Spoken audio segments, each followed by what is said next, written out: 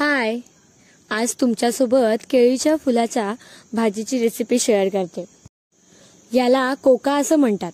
ह्याची भाजी खायला इतकी छान लागते ना।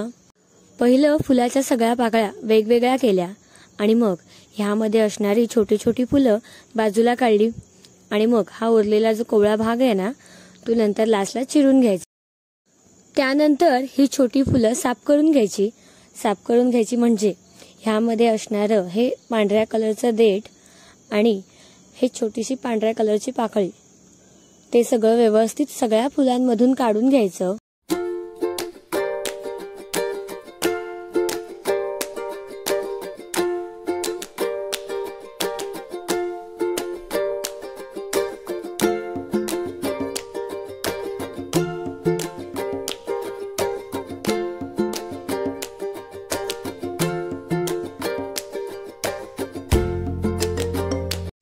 सगळी फुलं नीट साफ करून झाल्यावर ती बारीक चिरून घ्यायची होती, म्हणून हाताला खोबरेल तेल लावलं आणि विळीवर सगळी फुलं बारीक चिरून घेतली।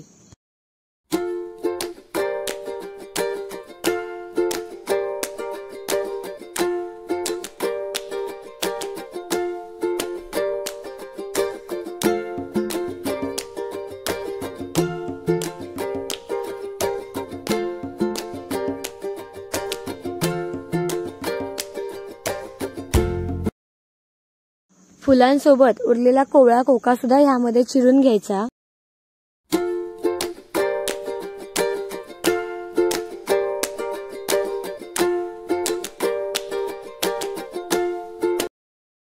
ही भाजी पहिली शिजवून घ्यायची असते, म्हणून एका टोपामध्ये ही सगळी भाजी ठेवली, त्यात थोडंसं पाणी टाकलं आणि मग गॅसवर उकळी यायला ठेवून दिलं।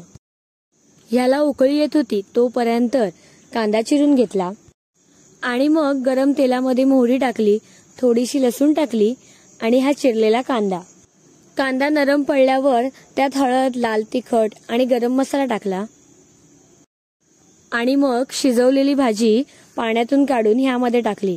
ह्यात हे पाणी ओतायचं नाही हा। चवीपुरतं मीठ टाकून ह्यात थोडंसं पाणी टाकलं आणि झाकण मारून थोडा वेळ ठेवून दिलं। त्यानंतर झाकण काढल्यावर ह्यात थोडं ओलं खोबरं टाकलं आणि 2-3 मिनिटं गॅसवरच भाजी ठेवून दिली। मस्त अशी केळीच्या फुलाची भाजी तयार झाली होती। तुम्ही सुद्धा ही रेसिपी नक्की ट्राय करा हा। आणि अशाच आमच्या कोकणातल्या छान छान रेसिपींसाठी माझ्या चॅनलला नक्की सबस्क्राइब करा हा। बाय।